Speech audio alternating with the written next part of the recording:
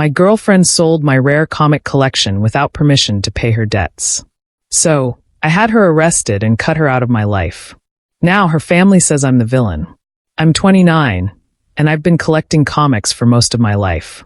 It's not just some random hobby. I've spent years building a collection that means a lot to me. Some of the comics I own are rare and worth a good amount of money, but more than that, they're tied to specific memories. I remember which ones I got from my dad before he passed away, which ones I saved for as a kid, and the ones I hunted down for years at conventions. This collection was something I was really proud of, and honestly, I thought the person I was dating would respect that. Turns out I was wrong.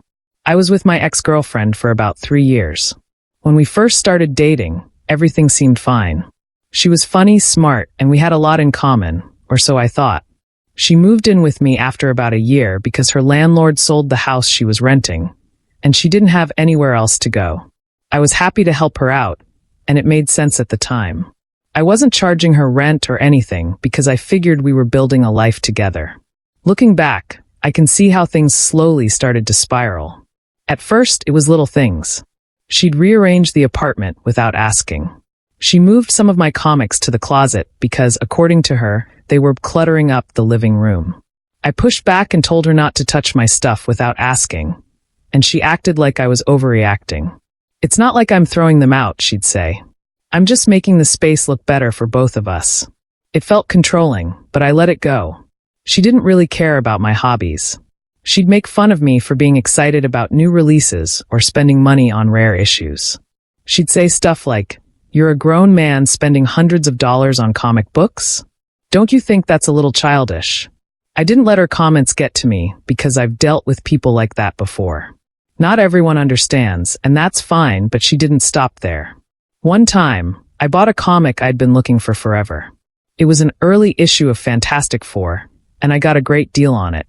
I came home, showed it to her, and instead of being happy for me, she went off about how I could have used the money to take her out or put it toward a vacation. She didn't seem to get that it wasn't just about the money. It was about finding something I was passionate about. She just didn't care.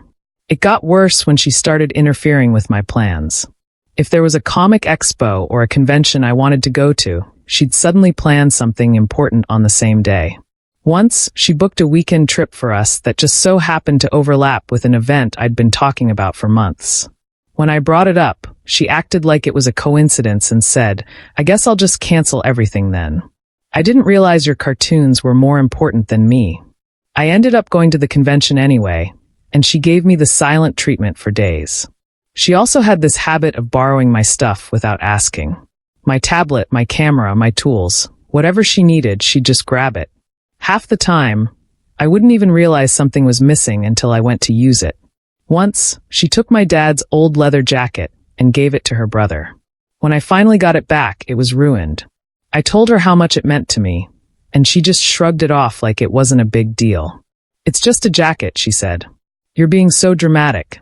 After that, I started locking up the things that mattered to me. But nothing prepared me for what she did to my comic collection. One day, I came home from work, and the shelves where I kept my comics were empty. Every single one was gone. I thought maybe she was rearranging again or something, so I called her. She acted casual, like it was no big deal. "Oh, I moved them to make more space," she said. "They're in my car. I'll bring them back later." Something felt off, so I pressed her about it. She got defensive and started making excuses.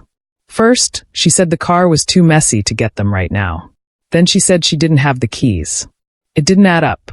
When she wasn't home the next day, I went out to her car to check for myself. It was empty. That's when I started calling around to local pawn shops and collectible stores. I was desperate to find out where my comics had gone. After a few calls, I hit the jackpot, or what felt like the opposite of that. A store owner told me a woman matching her description had sold a bunch of comics to him a few days earlier. I went to the shop, and there they were, some of the most valuable issues from my collection, sitting on his shelves with price tags on them. When I asked how much she'd sold them for, I wanted to scream. She'd let them go for a fraction of what they were worth. Thousands of dollars worth of comics, some of them irreplaceable, gone for maybe a couple $100. I was furious, but I managed to stay calm enough to explain the situation to the shop owner. He was really understanding and said he'd hold the comics for me while I sorted things out. When she got home that night, I confronted her. "Why the hell did you sell my comics?" She didn't even try to deny it. "I needed the money," she said, like it was the most obvious thing in the world. "You wouldn't help me with my credit card debt, so I had to take care of it myself." I couldn't believe what I was hearing. "So, you just decided to steal from me? Those weren't yours to sell." She rolled her eyes. "You don't even use them. They were just sitting there. It's not like you can't buy them back eventually." I didn't even know how to respond to that. "You've got to be kidding me," I said. "Do you have any idea how much those comics meant to me? You didn't even ask. You just took them." She had the audacity to act like I was the one being unreasonable. "Oh, come on. You're acting like I sold your car or something. They're just comics. It's not the end of the world." Her complete lack of remorse was the breaking point for me. I told her I was calling the police, and she laughed in my face. "What are you going to do? Tell them I sold your toys? Good luck with that." But that's exactly what I did. I stepped into the other room and called the cops. I explained everything. How she'd sold my comics without my permission, the proof I had that they were mine, and the information from the pawn shop. The dispatcher said they'd send officers over to talk to both of us. When the police arrived, she tried to play the victim. "He's being ridiculous," she said. "We live together." I thought it was fine to sell them.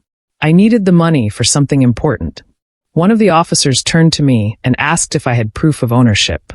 I showed them the photos of my collection, the receipts I'd kept over the years, and even the appraisal documents for some of the more valuable issues. Then I told them about the pawn shop owner, who confirmed she was the one who sold them. The officers pulled her aside to talk, and I could hear her getting angrier by the second. "I live here too. It's not stealing if we share everything," she shouted. The cops didn't seem convinced. They explained to her that what she did was still theft, regardless of our relationship, because the items she sold were mine and mine alone. When they told her she might be charged, her attitude completely changed. She started crying, saying it was all a misunderstanding and that she'd pay me back. I told the officers I wanted to press charges. She went ballistic. "You're seriously going to ruin my life over some stupid comic books," she screamed. I just stood there and said, "You ruined your own life the moment you decided to steal from me." The cops took her to the station for questioning. I stayed behind to process everything. It was a surreal moment, standing in my now empty apartment, realizing just how far she'd gone and how much I'd let slide before this. The next day, I went back to the pawn shop to recover as many of the comics as I could. The owner was kind enough to hold them for me, but a few of the rarest issues had already been sold. It stung knowing I'd never get those back. I started piecing together other things she'd done that I'd overlooked at the time. Like the time she'd borrowed my tablet and returned it with a cracked screen, claiming it was like that when she found it.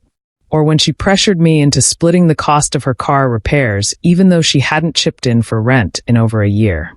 One incident that came back to me was the time she gave away a pair of sneakers I'd gotten signed by one of my favorite athletes. I'd told her they were sentimental and not to be touched, but when her friend mentioned needing shoes for a charity drive, she handed them over without asking. When I confronted her about it, she said, "Well, you weren't wearing them. It's not like they were doing any good just sitting there."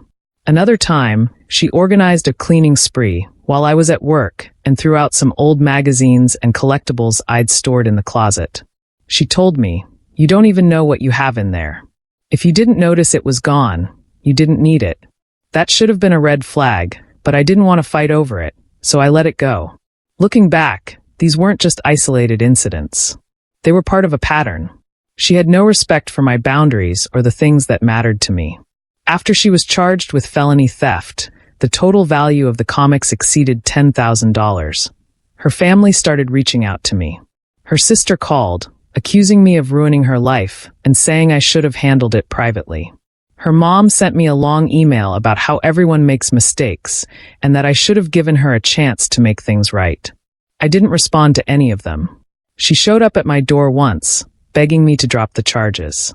She was crying, saying she'd pay me back and that she'd learned her lesson. I told her it was too late. "You didn't just steal my comics," I said.